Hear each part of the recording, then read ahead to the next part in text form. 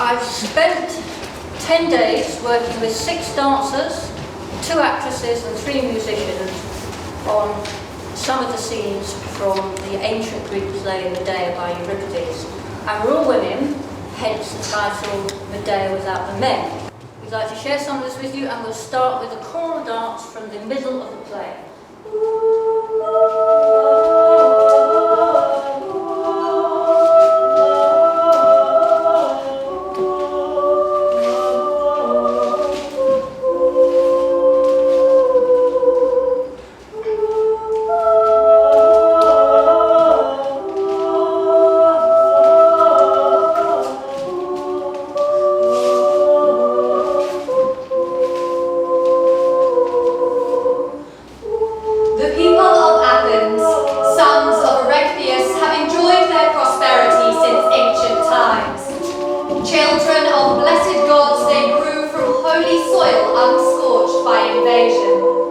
Among the glories of knowledge, their souls are pastured.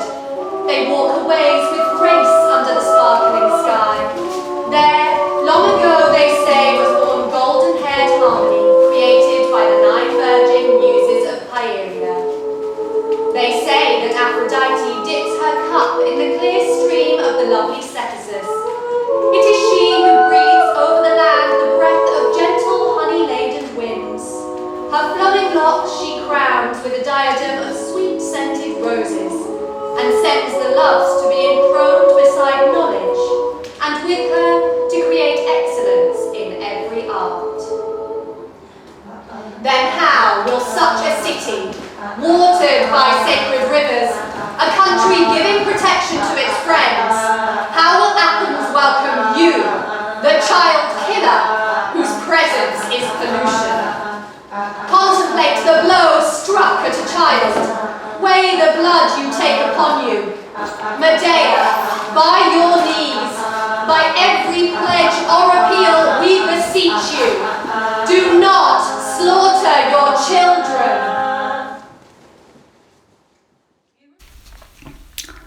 Euripides' play is set in Corinth, where Medea now lives with her husband Jason. Jason, who set off in his ship the Argo to an out-of-the-way place called Colchis to seize and bring back the Golden Fleece. Medea was a princess of Colchis, and falling in love with Jason, she helped him steal it. Jason, when you were sent to master the fire-breathing bulls, to yoke them and sow the deadly furrow, then I saved your life. And that every Greek that sailed on the Argo knows. The serpent that coiled round the golden fleece, fold on fold, unsleeping, it was I who killed it, and so lit the torch to your success. I willingly deceived my father, left my home, murdered her brother, cut up all the pieces and threw them overboard. Her father had to delay his pursuit to collect up all those pieces. She never mentions that bit. What do I know? I'm just a servant. With you, Jason, I came to Iolcus by Mount Pelion and put King Peleus to the most horrific death by the hands of his own daughters. And I destroyed his whole house. And yet, you have the wickedness to turn me out, to get yourself a new wife, even after I had borne you sons. So the story is about Medea, wronged wife and serial murderess. We go back now to a point earlier in the play, where Medea's old nurse is standing outside the house of Medea and Jason in Corinth. To Jason, Medea is all obedience, and after all, that's the saving thing in any marriage, when a wife obediently accepts her husband's will. But now, her world has turned to enmity and wounds her where her affection's deepest. Jason has betrayed his sons and his mistress for a royal bed, for alliance with the king of Corinth. He has married Glaus, Creon's daughter. Oh, poor Medea! Scorned and shamed, she raves, invoking every vow and solemn pledge that Jason ever made her. And now she calls upon the gods as witness. What thanks has she received for her fidelity? She will not eat. She lies collapsed in agony, dissolving the long hours in tears. She hates her sons.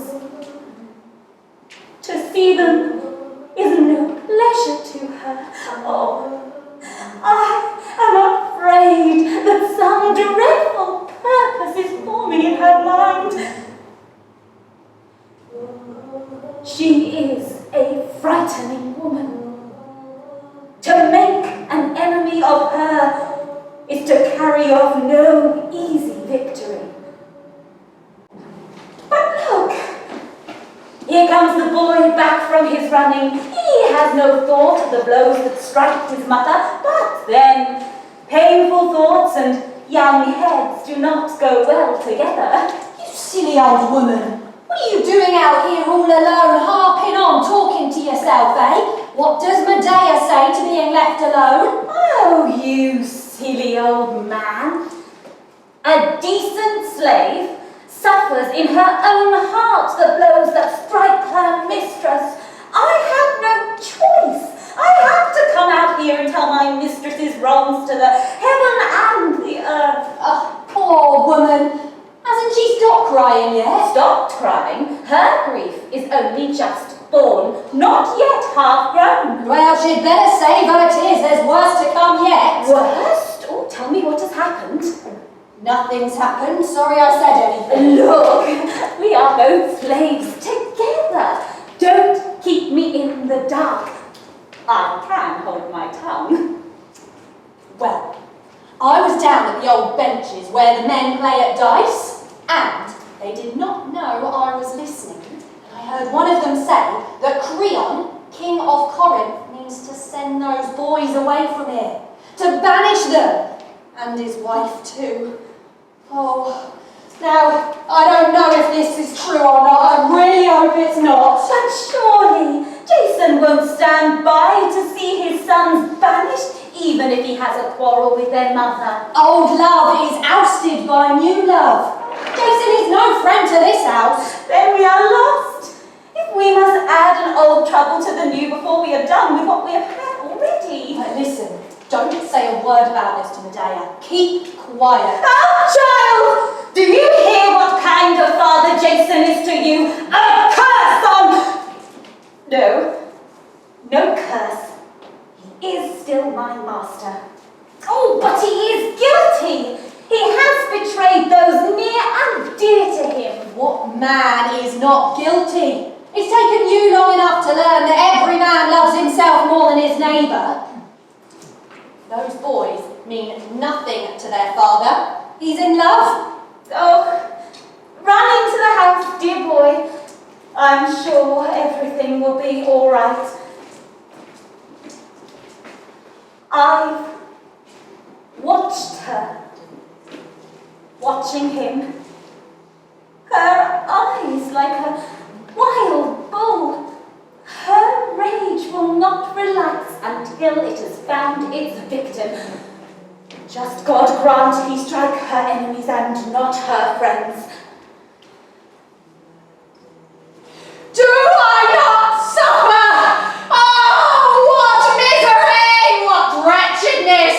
If only I were dead!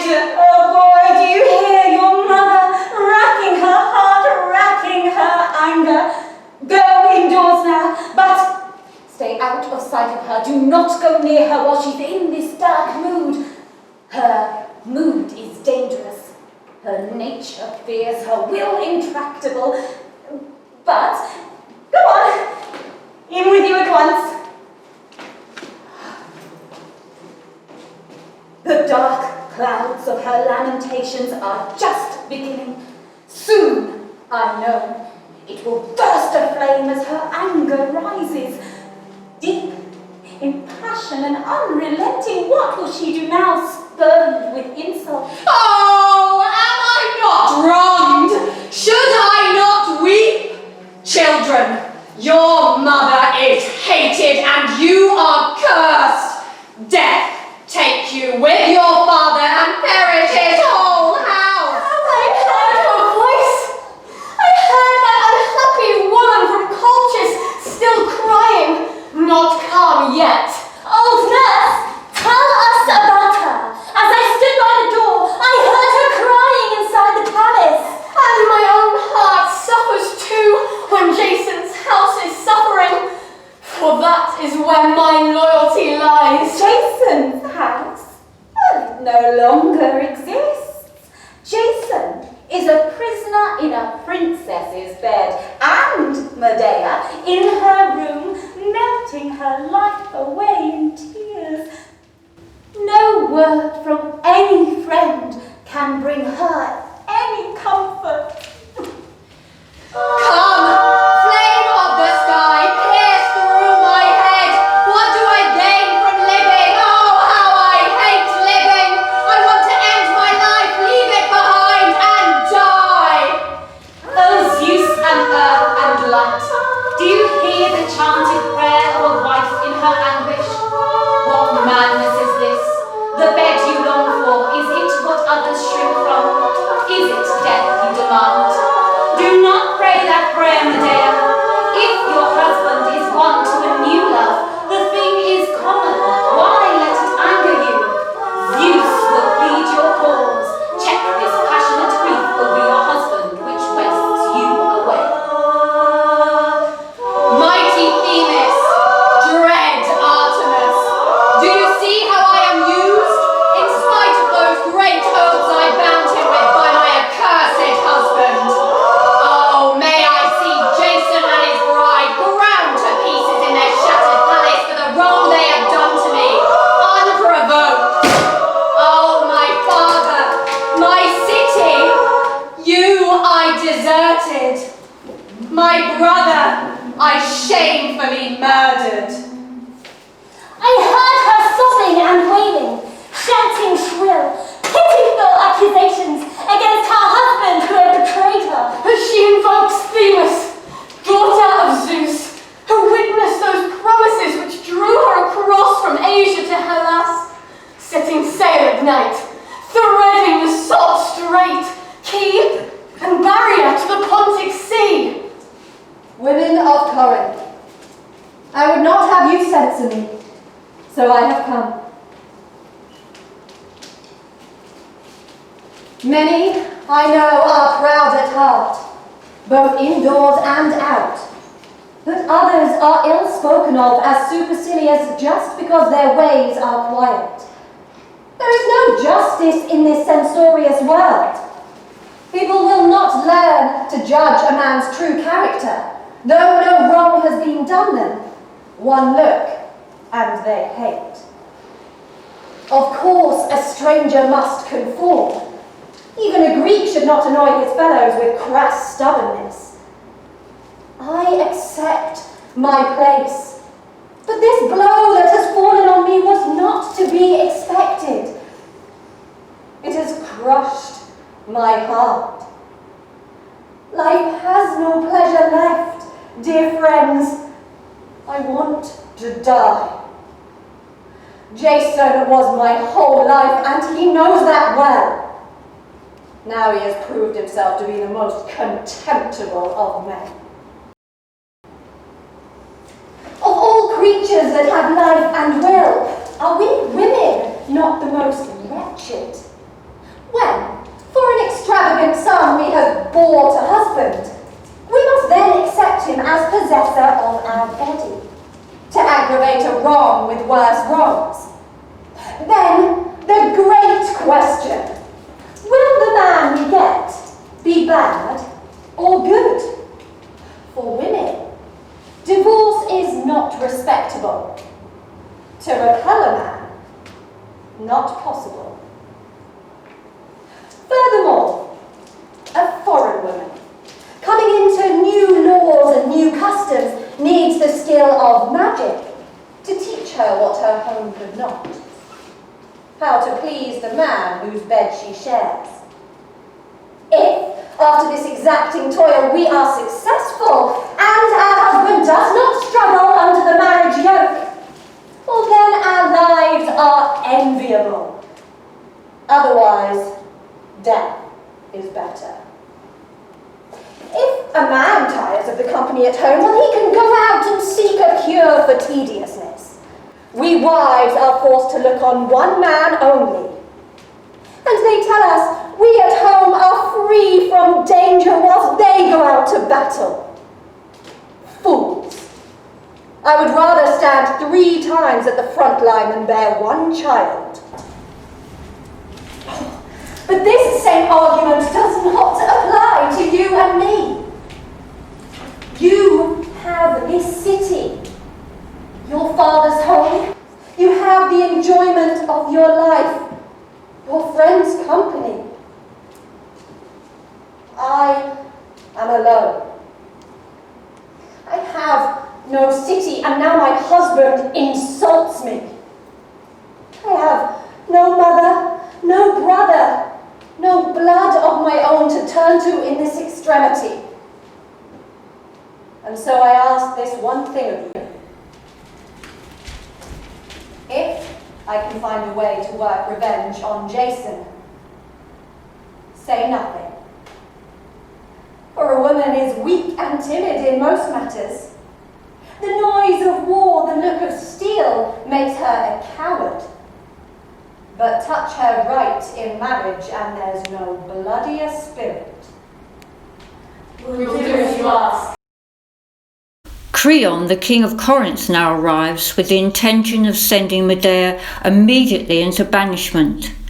But before he leaves, she manages to persuade him against his better judgment to grant her 1 more day in Corinth, a day that will enable her to wreak her revenge. Today, 3 of my enemies shall I strike dead. Father, daughter, and my husband. I have in mind so many paths of death for them. Oh, but which to choose? Should I set fire to their house and burn down the bridal chamber? Or should I drive a sharp knife through their guts? I have one fear. If I am caught entering the house or in the act, I die. And then my enemies get the last laugh. The best is the direct way. And that most suits my bent. To kill by poison. So, say they are dead. What then? What city will receive me? What friend will guarantee my safety, offer me home and land as sanctuary? None. I'll wait a while. And if some strong tower of help appears, I will carry out this murder cunningly and quietly. But if fate banishes me at once without resource, I will myself take sword in hand, harden my heart to the uttermost, and kill them myself, even if I am to die for it. Come, Medea, lay your plan, scheme with all your skill. See now where you stand? Your father was a king. His father was the sun god. Do not allow laughter from Jason and his new allies. You know what you must do. Besides, we were born women. Useless for honest purposes, but in all kinds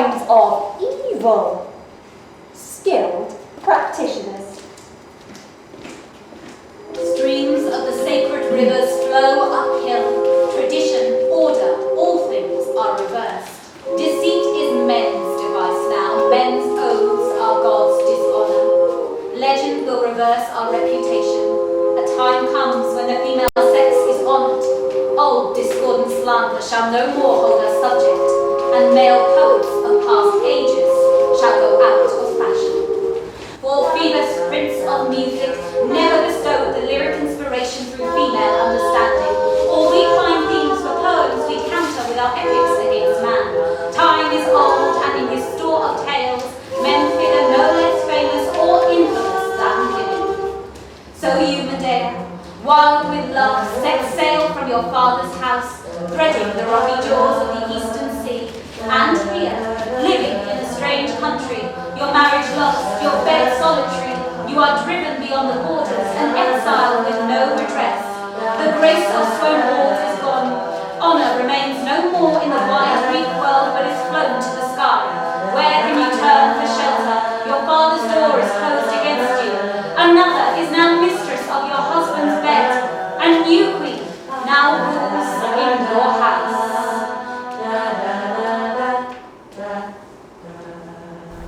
Now Jason enters, and there is a domestic row.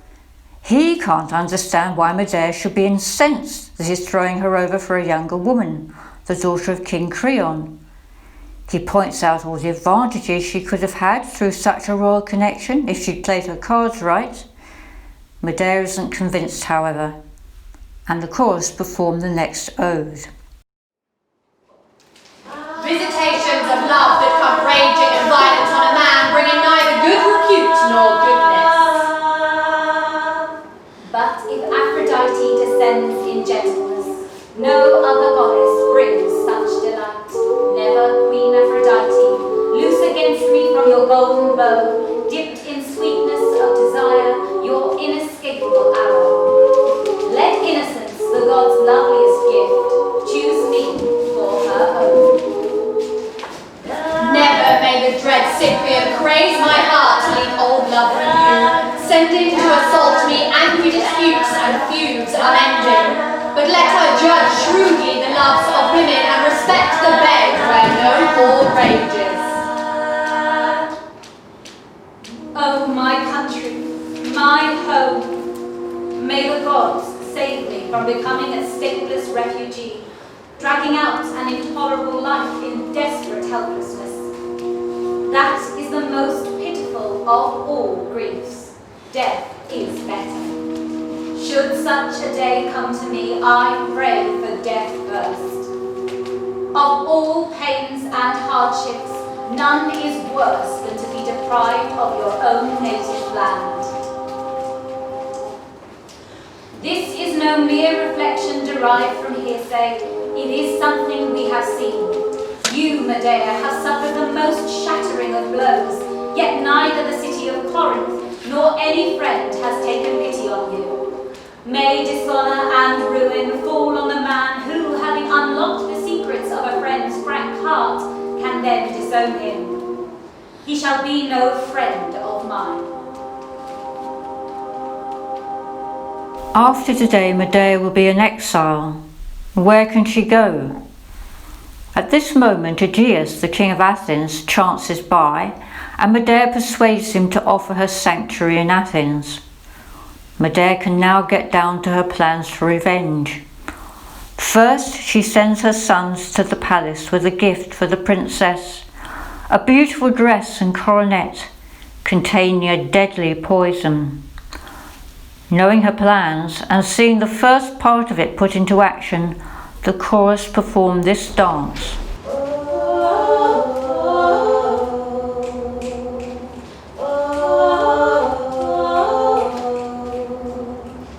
Now I have no more hope that the children can live.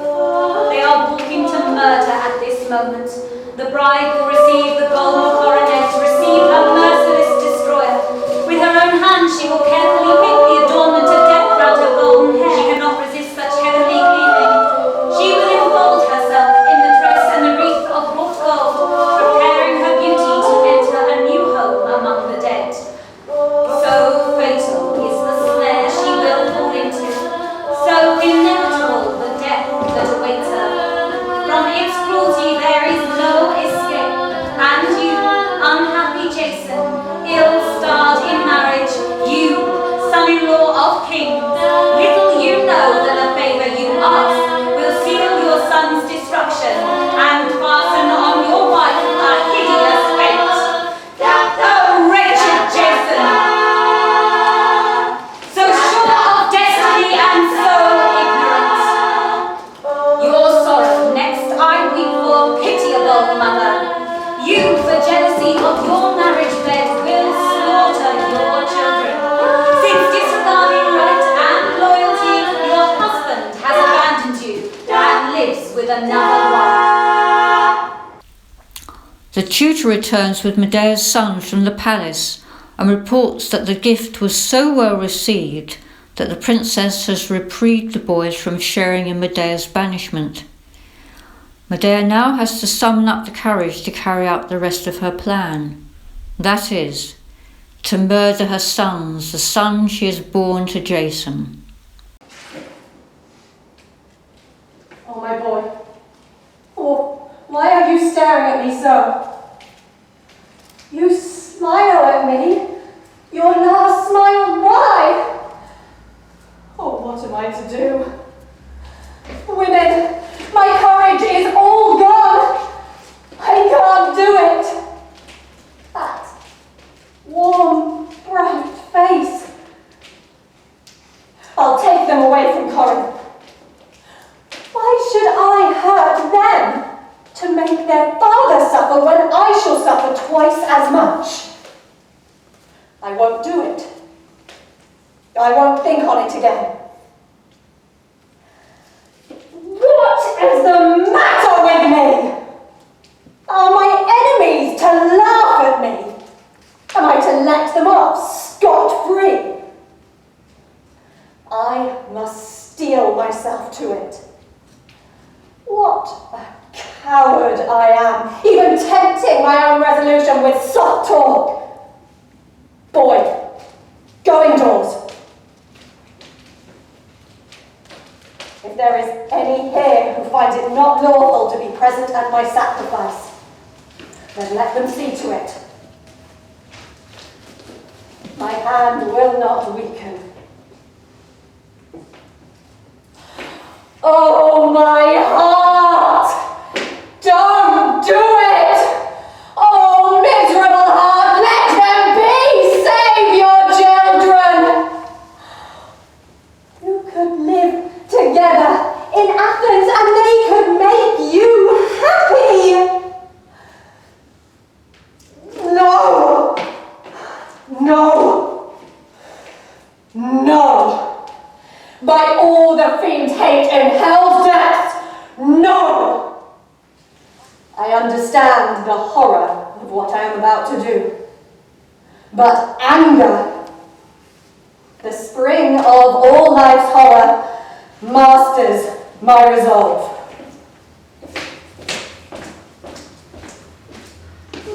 I have often engaged in arguments and become more subtle and perhaps more heated than is suitable for women. Though in fact women too have intelligence, which forms part of our nature and instructs us. Not all of us, I admit, but a certain few you might perhaps find in a large number of women not incapable of reflection. And this is my opinion, those men or women who never had children of their own at all enjoy the advantage in good fortune over those who are parents. Childless people have no means of knowing whether children are a blessing or a burden, but being without them they live exempt from many of their troubles. While those who have growing up in their homes the sweet gift of children I see always burdened and worn with incessant worry, first how to rear them in health and safety, and bequeath them in time enough to live on, and then this further anxiety. They can never know whether all their toil is spent for worthy or worthless children. And beyond the common ills that attend all human life, there is still one worse. Suppose at last they are pretty well off, their children have grown up and what's more are kind and honest, then what happens? A throw of chance and there goes death, bearing off your child into the wretched mortals thank the gods, who add to their load already grievous this one more grief for their children's sake, most grievous of all.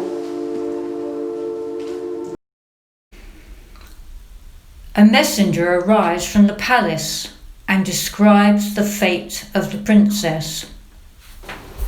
She put the embroidered gown around her and placed the golden coronet over her curls and began to arrange her hair in the bright mirror.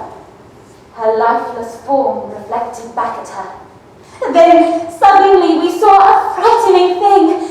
She changed colour, she staggered sideways, every limb shook. She was just able to collapse into a chair, or else she would have fallen flat.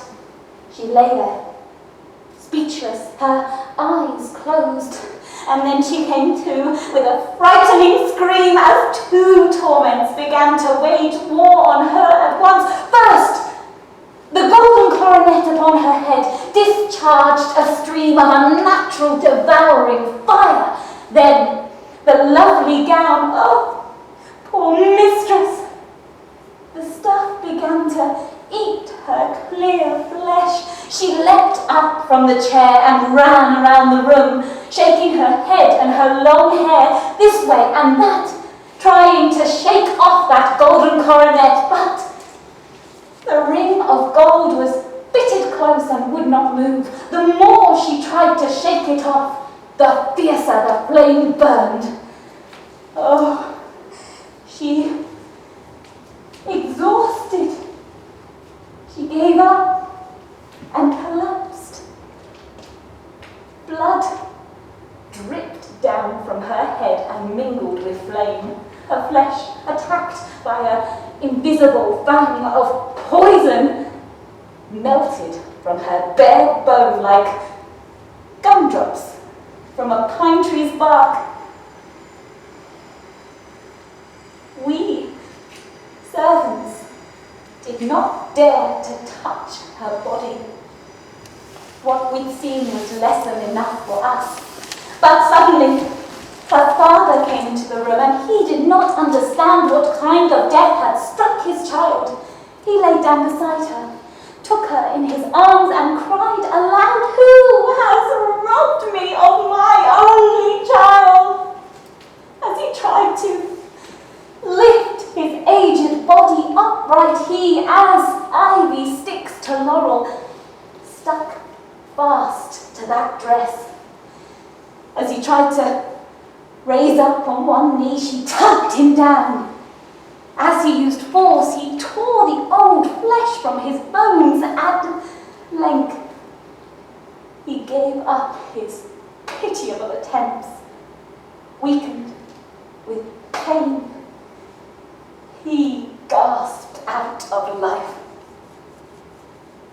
And now, father and daughter, oh, such a sight as tears were made for, joined in death. They lie there. To you, Medea, I have nothing more to say. Well, you yourself know best how to evade reprisal. I just know that happiness is a thing no man possesses.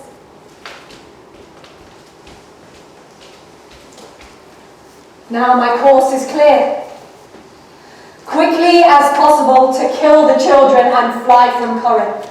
Not delay, and so consign them to another hand to murder with a better will. For they must die. And since they must, I who gave them birth will kill them. Arm yourself, my heart.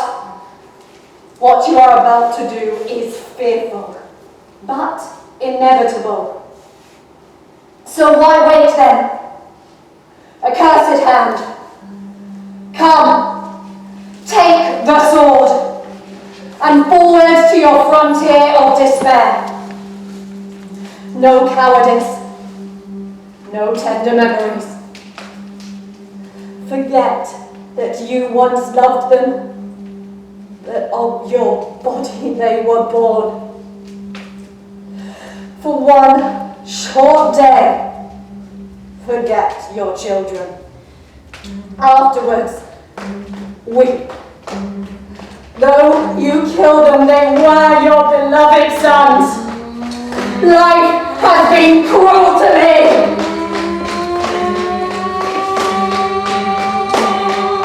Earth awake, bright arrows of the sun, look down on the accursed woman, before she lifts up a murderous hand to pollute it with her children's blood. For they are of your own golden race, and for mortals to spill blood that grew in the veins of gods is a fearful thing. Heaven-born brightness, hold her, stop her. Purge the colours of her, this pitiable, bloody, hounded fiend of death. All your care for them lost, your love for the babes you bore born, wasted, died alone from the bruises within, the old gate of democracy, why must this rage devour your heart to spend itself in slaughter of children, where kindred blood pollutes on the ground, a curse over human blood, and murder measures the triple falls by heaven's law on this, the guilty blood.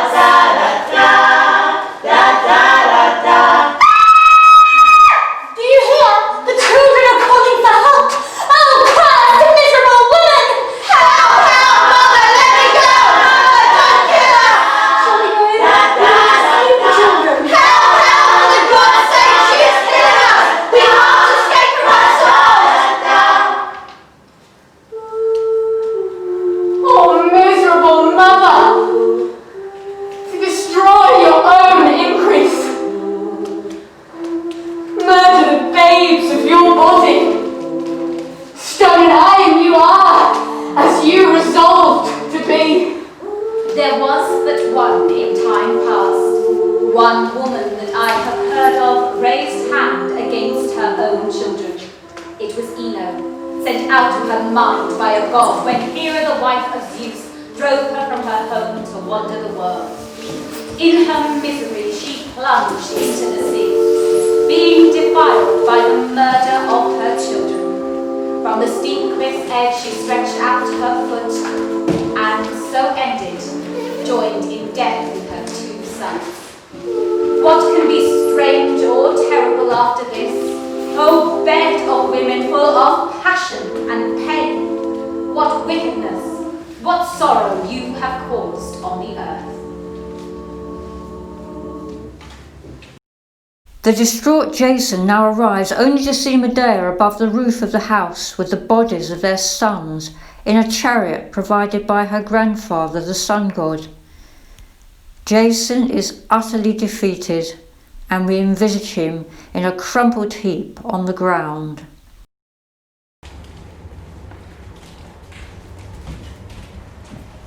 Jason, you seek your dead children and me who killed them. But touch us you cannot in this chariot which the sun has sent me to save us from our enemies. You were mistaken if you thought you could dishonour my bed and live a pleasant life. We both suffer, it's true, but my pain is a fair price to wipe away your smile. Boys, your father's treachery has cost you your lives. And what? You want me to give you their precious bodies for mourning and burial rites? Oh no. I will take them to a holy precinct, and there I will bury them with my own hands.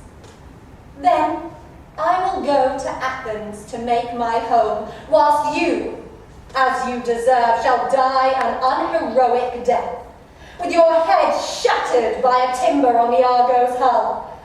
Thus, wretchedly, your fate shall end the story of your love for me.